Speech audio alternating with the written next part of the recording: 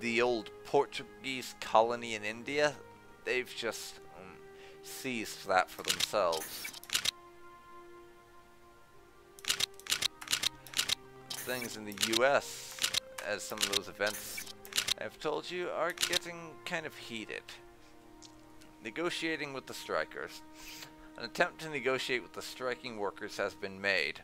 All political forces in the country closely watch the meeting.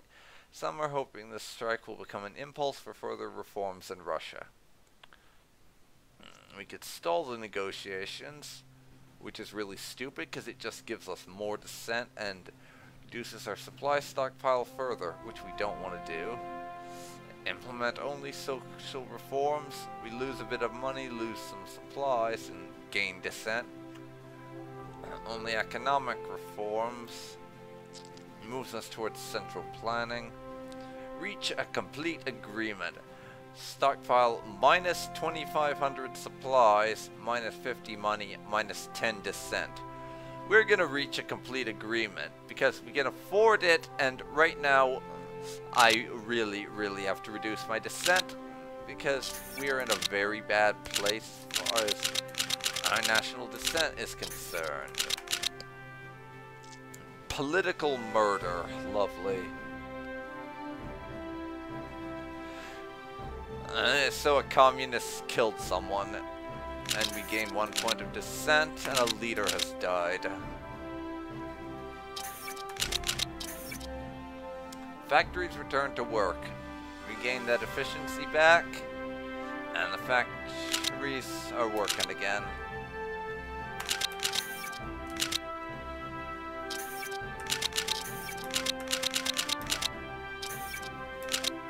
Theoretical breakthrough, secret weapon. I'm not actually going to read this. It's basically just a random pop-up event that gives us the blueprint for a certain type of tech. Which tech? That reminds me.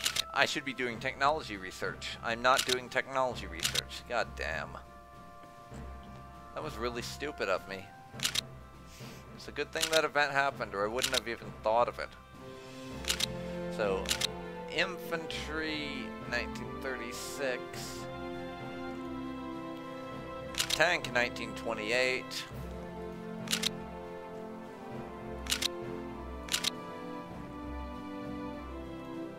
Production, 1925.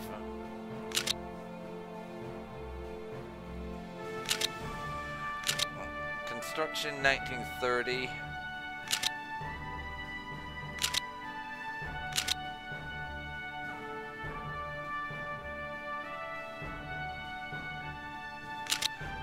Agriculture, 1928.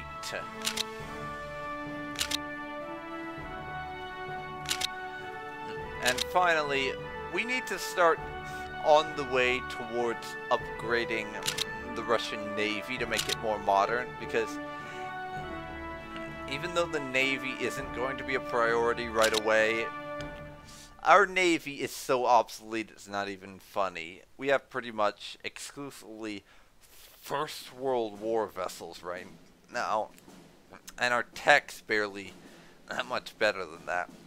We have fairly modern technology as far as the Navy goes, but it's not modern enough.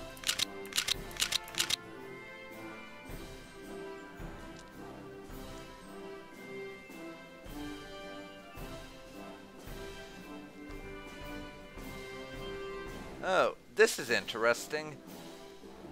There's an event right here that I probably should have looked at between the United Provinces and Panama, over here in Central America.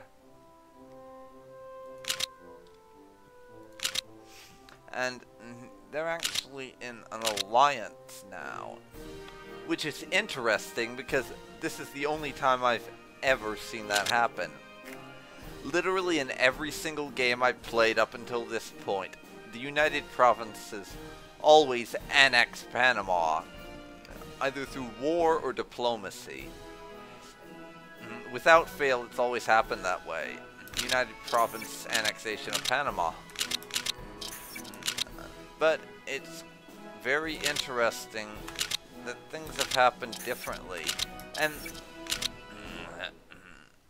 that's one of the things I like about Kaiserreich, how no two games are exactly the same. You can play two different games as the exact same country and make the exact same choices on how to establish your government, but things can turn out completely differently just because something else happened. Like, for example, in one game, Poland and Finland could choose to join Middle Europa, and in another game, they could just stay neutral when I invade them. Not kidding about that, by the way. But anyways, we have this event to take care of. Extending power. After the end of the Russian Civil War, Kerensky's government had to accept the so-called redistribution of the land, which led to the enlargement of the land possessions of the Russian peasants. Unfortunately, the former government didn't continue the land reforms, in part because of the unstable situation in the country, and the fact that poor harvests made the issue of land distribution even more complicated. However, the incumbent cabinet has to solidify its influence throughout Russia, and the most obvious way would be to solve the issue of land reform through a general restructure of the civilian administration. His Excellency, President Dmitry Romanov, has several options. We could rely on the current autonomous and archaic village communes, which consist of the peasants, or reach a new agreement with the old elites of the Zemstva. Alternatively, we could create a completely new bureaucratic system to keep both groups in check while enforcing the strength of the central government. Okay, the communes are out because that's a stupid amount of dissent, and we get revolts. That's a lot of dissent to create a new bureaucratic system.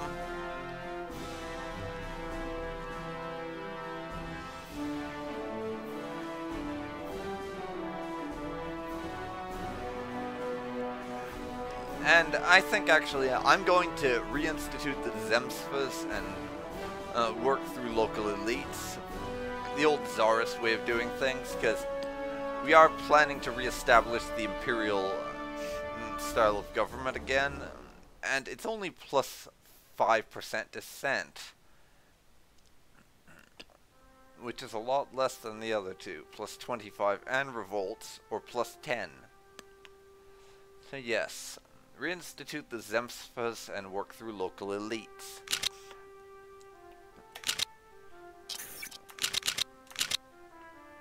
And some Chinese splinter state just declared war on Mongolia. Lovely.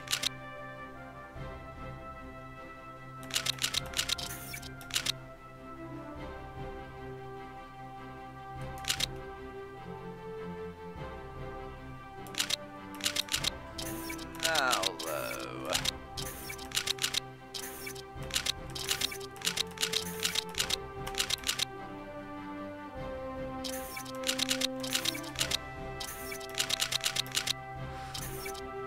we're basically doing what amounts to reducing our dissent and trying to get our country back on track again.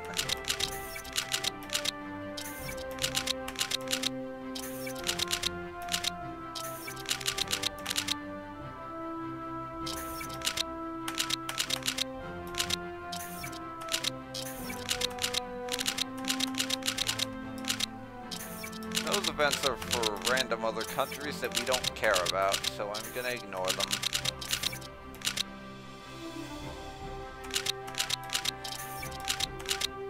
Russian laws.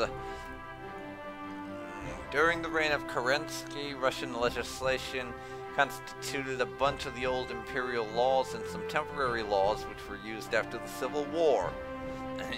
Using old groundwork of the imperial lawyers, Dmitry Pavlovich is going to restore his authority over all Russian territories and control local elites through these new laws, criminal as well as civil, as the civil code.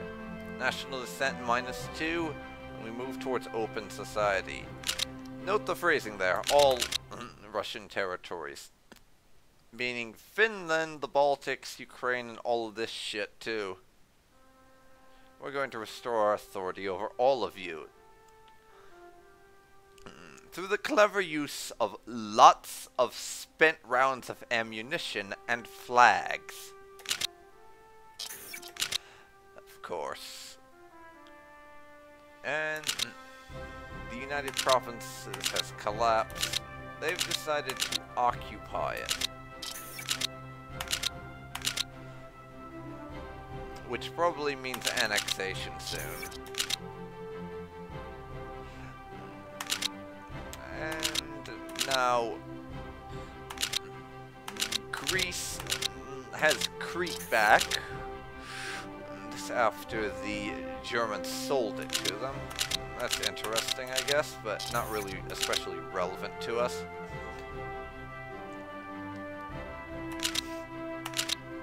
And yeah, they annexed Panama now. That didn't take long.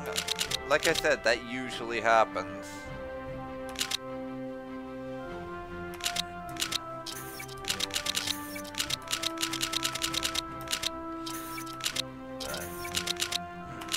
First Women's Division of Death.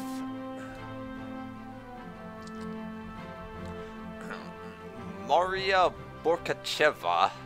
I am not pronouncing that right, I'm almost certain. Colonel of the Russian Army and hero of the Weltkrieg and Russian Civil War, has recently requested the government to allow the formation of the First Women's Division by combining existing women's battalions of death, which should later serve as the basis for the formation of a women's corps. Accepting this proposal will surely boost the strength of our army, and not to forget significant propaganda value.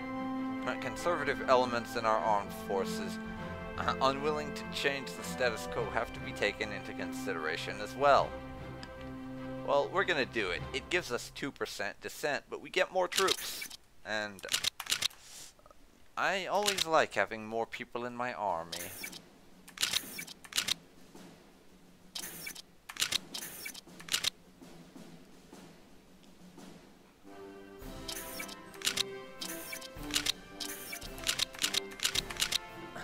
The Olympics begin.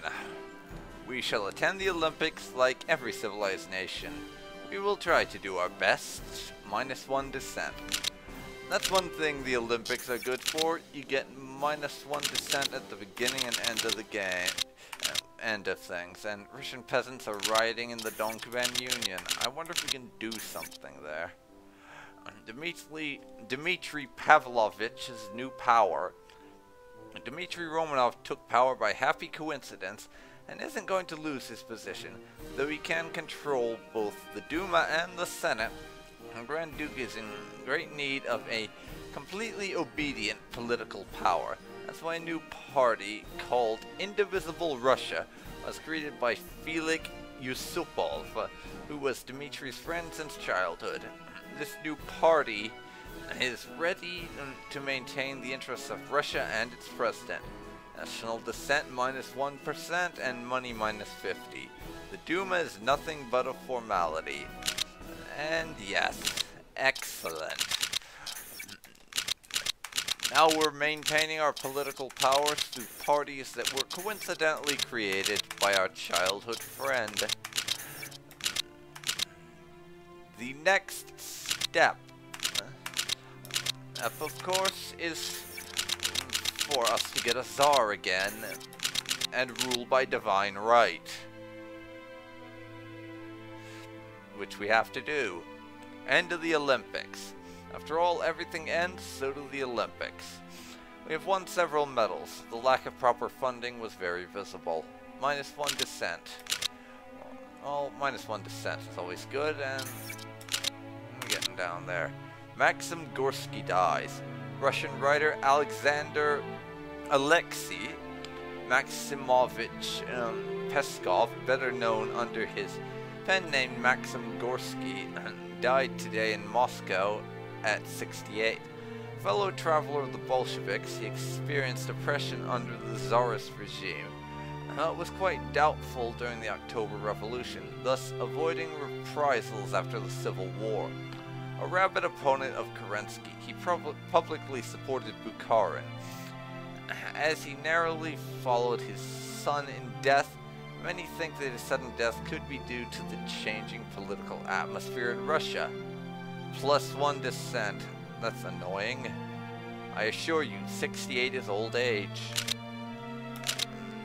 And it would be for the 1930s, wouldn't it? Agitation in the countryside.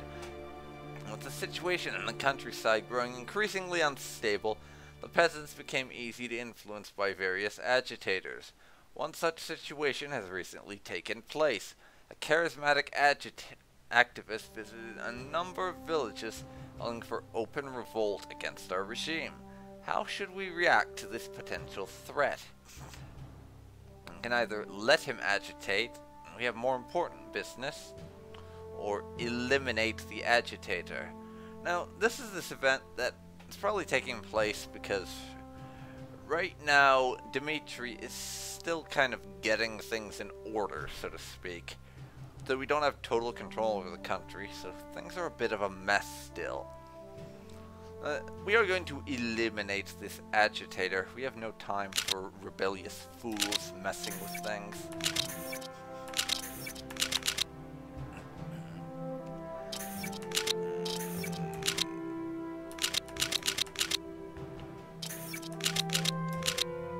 Wait a second. What was that from Ukraine? As I accidentally bumped the fucking mic again. Agricultural crisis. You know, I'm half hoping the Ukrainians have a communist revolution, because that would give me a legitimate cause to invade them after they leave Middle Europa. As one of our industrial techs finished.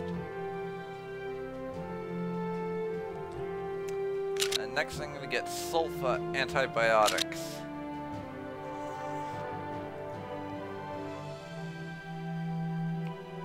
More manpower growth and trickleback modifier.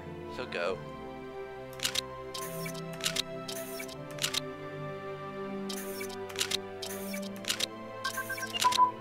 Post-war tank 3.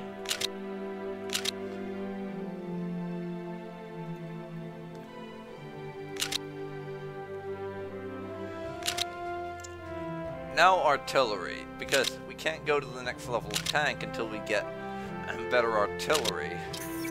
Because for whatever reason, artillery is a prerequisite to tanks.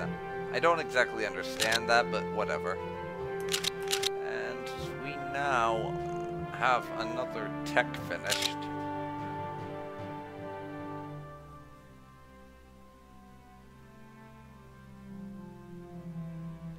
We can't exactly research that yet.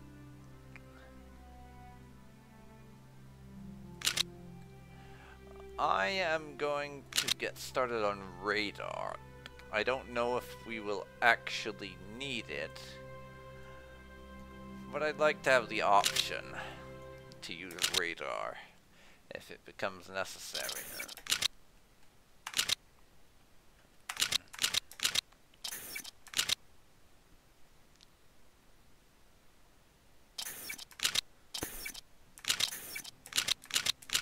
And the capital. Either of Russia's historic capitals could become the home of our government. Where should we go? Well, we are going to go to Petrograd, or St. Petersburg if you prefer. It is the historical and traditional seat of government and power for the Romanov dynasty. And it would not do for our capital to be anywhere else, now would it?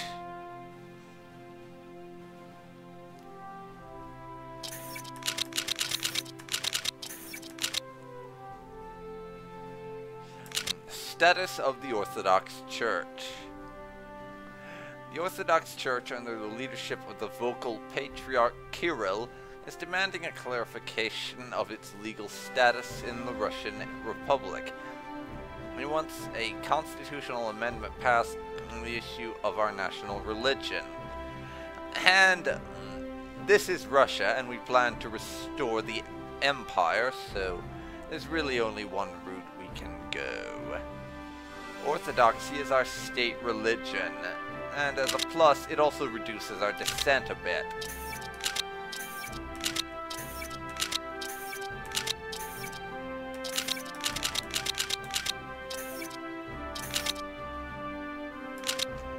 And apparently Korea wants our help.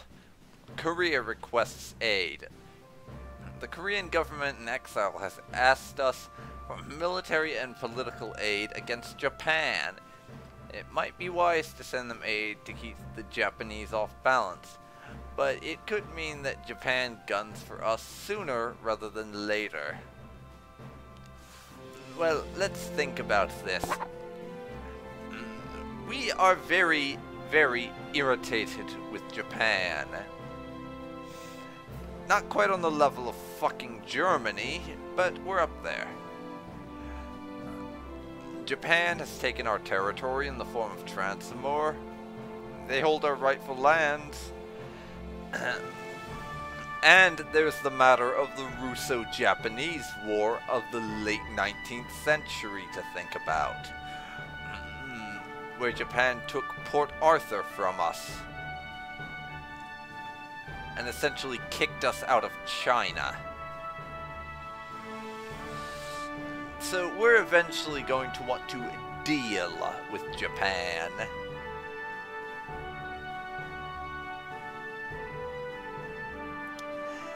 And I think that time is now. And, sorry, that was me misspeaking. And that time may not be now, but I think we need to, at the very least, screw with Japan a little bit to start on the route to weakening them. And sponsoring an uprising in Korea is an excellent way to do that. And go.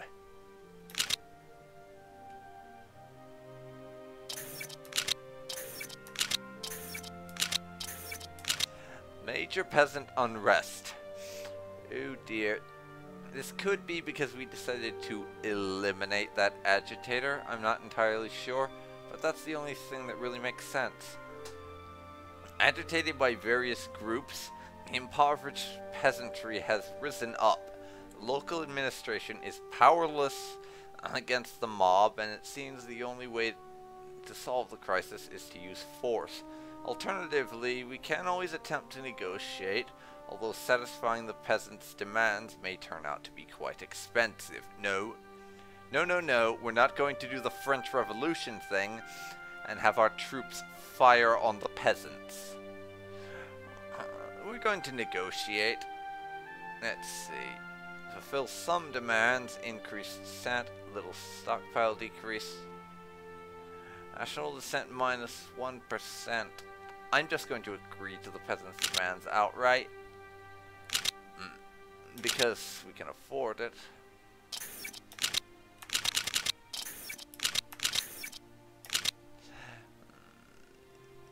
United States, move the fleet to the east coast to avoid a possible mutiny. Interesting.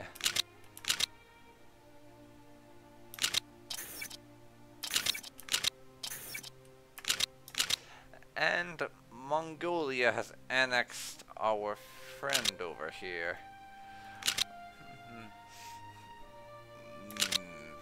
Is that going to mean what I think it will? Possibly. We could be seeing a Mongol Empire rising again from the ashes.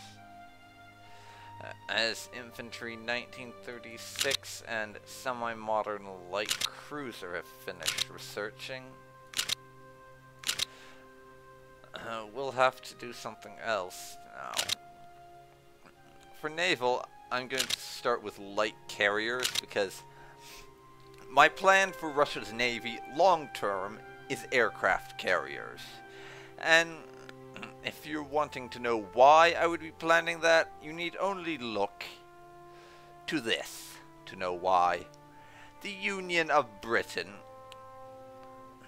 They have a fairly substantial navy, including a number of aircraft carriers, and the odds are very high that at some point during this game, we're going to end up fighting the communists. And the British always join the Internationale, the Communist Alliance, that is. They always join it. So we're going to end up fighting the Brits over here. And Russia pulling off a naval invasion of the British Isles tends to be rather tricky. And I may eventually end up having to sue for peace with them, or just end up in a sort of Cold War, where we are at war but no one's actually doing anything. Who knows? But the other tech we have to do something with is our infantry. 1935 motorized. Let's see.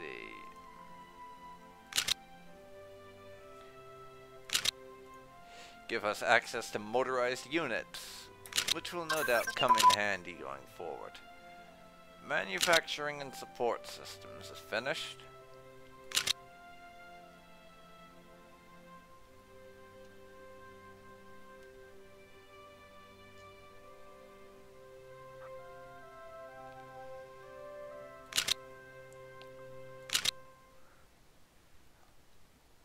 And actually, test research here.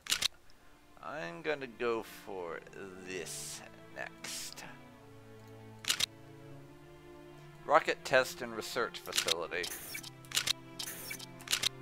I don't know if we'll need it, but the ability to produce rockets, just having the capacity to do so if it was necessary, is a very handy thing I can't turn down. Now, research tank 1934, and we'll start getting our armor up to snuff. Of course, we don't even have the capacity to build tanks right now, so that's a little tricky in and of itself.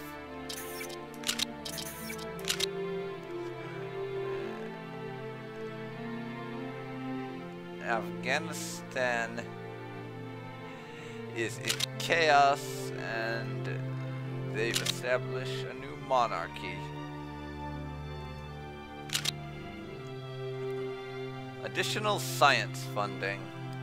A group of scholars has proposed to organize a national support program for our scientists. Even though many mundane people consider this a waste of funds, it is believed that further empirical research may lead to interesting results.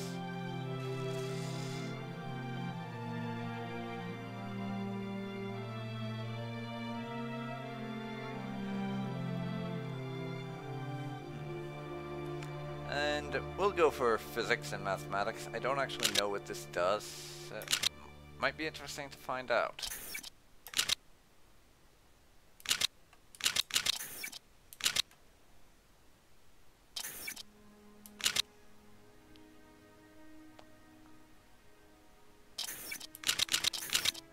And oh, would you look at that?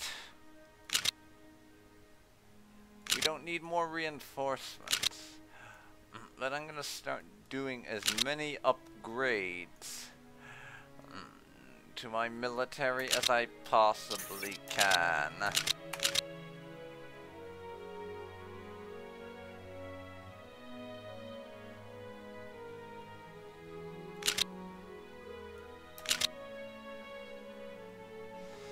Reforming the Navy. Recent naval maneuvers have led us to one conclusion. The Russian Navy is a mess. Sweeping naval maneuvers are needed if we are to dominate the seas once more. Each of our top admirals have come up with a plan. Their proposals await the government's consultation. And I've already told you what I'm going to be doing here.